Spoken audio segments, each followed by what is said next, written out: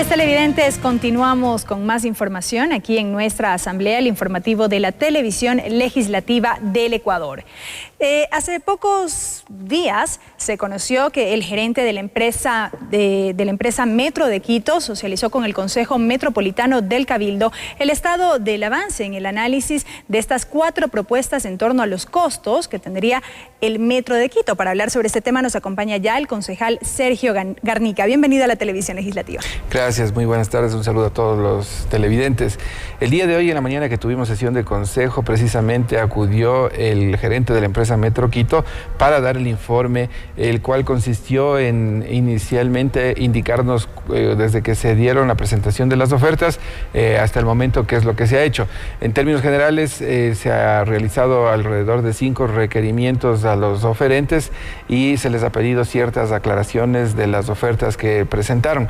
Eso en el marco del análisis que está llevando a efecto la comisión técnica que está integrada por el gerente de la empresa Metro Quito, por funcionarios de la empresa Metro Quito y también por delegados desde el Ejecutivo a través del Ministerio de Deporte y también de la empresa de ferrocarriles. Eso es lo que se ha manifestado y continúa el análisis en esta comisión para en algún momento ya presentar los resultados finales y la recomendación de si se adjudica o no y a quién en caso de así serlo. ¿Entre cuánto y cuánto oscilaría esta diferencia o variación en el costo del metro, tomando en cuenta que en la administración anterior se había estimado en aproximadamente 1.500 millones de dólares? Así es, el precio referencial producto de una consultoría de la empresa Metro Madrid es de que asumió como presupuesto referencial 1.500 millones de dólares. Lamentablemente no se acerca a la realidad. Cuando presentan los 4 oferentes nos vimos con la sorpresa de que está en más de entre 500 y 1.430 millones. Precisamente a raíz de eso también debo informar que desde el 16 de julio he liderado un proceso de fiscalización en conjunto con los representantes del Colegio de Economistas, del Colegio de Ingenieros Civiles, con el Colegio de Ingenieros Electrónicos y con la Cámara de la Construcción.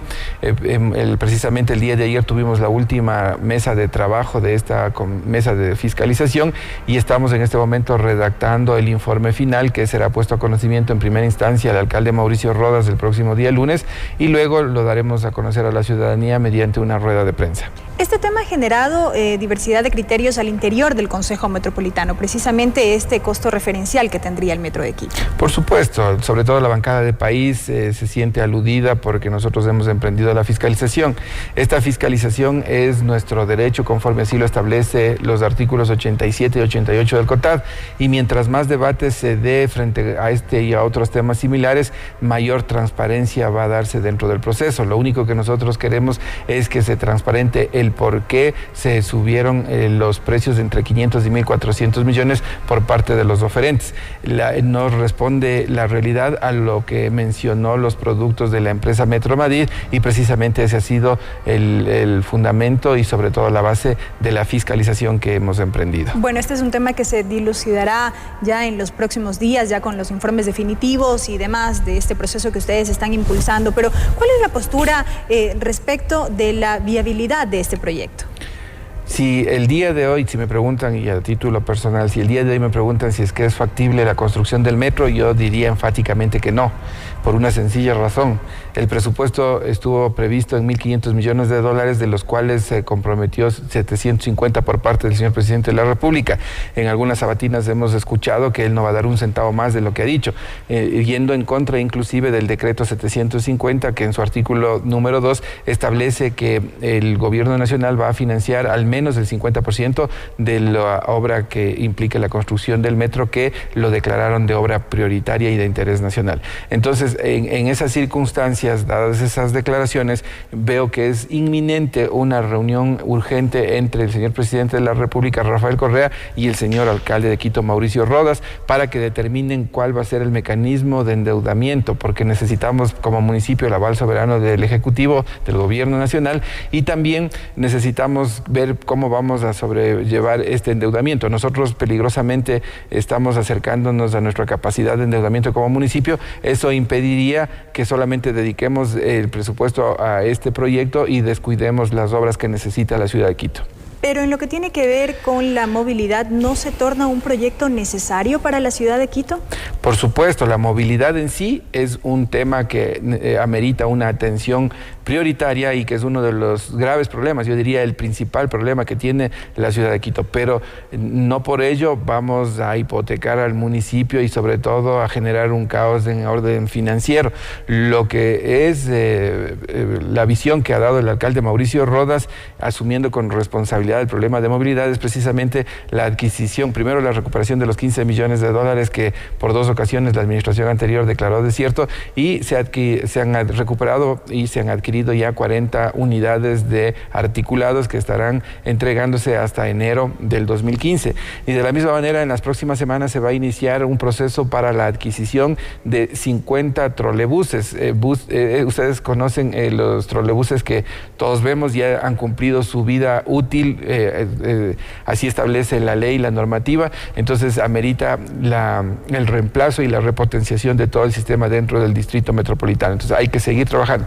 Más allá de que se haga o no el metro, de que se ejecute o no el metro, es importante dar soluciones inmediatas y alternativas necesarias para la movilidad dentro del distrito metropolitano. Y en el supuesto que el metro no se construya, hay que iniciar de inmediato con estudios para ver un sistema alternativo que permita dar una solución a todos los capitalinos, no solamente a quienes van a ser, o en el caso del metro, beneficiados en un 15%, sino para el 100% de quiteños y quiteñas, tomando en cuenta que ahora tenemos ciudades satélites en Cumbayá, Tumbaco, Puembo, Pifo, Checa, Tababela, Yaruquí, por el otro valle Los Chillos, por el otro lado San Antonio de Pichincha, Pomasqui. Hay que prestar el servicio a todos estos sectores que de una u otra manera no van a ser beneficiados de la obra del metro.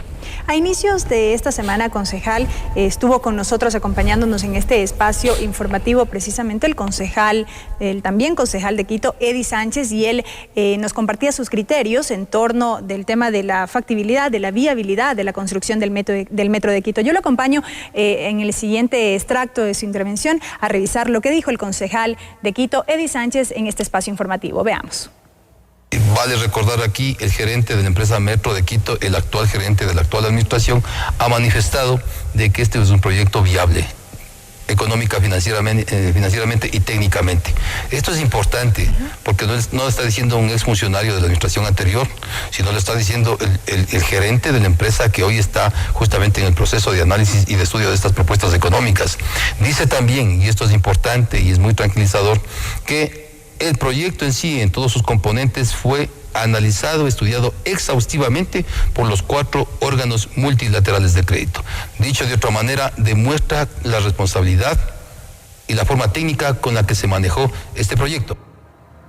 ¿Qué decir, concejal? Yo discrepo por lo siguiente. Quien va a decir si es factible o no la ejecución de esta segunda fase del metro es precisamente la comisión, pero una vez que hayan concluido todos los estudios, no podemos en este momento apresurarnos a decir si es factible o no.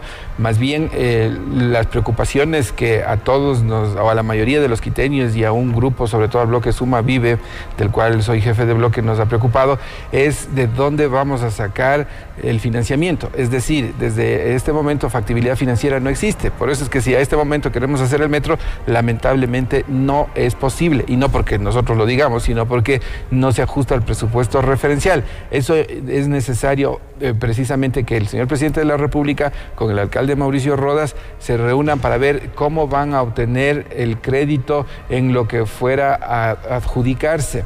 Y eso implicaría nuevas reglas del juego para el municipio de Quito, sobre todo, más los avales soberanos, o no sé si va a ser el endeudamiento el presidente de la República, o tal como está establecido en el decreto 750, que va a solventar el 50% el gobierno nacional.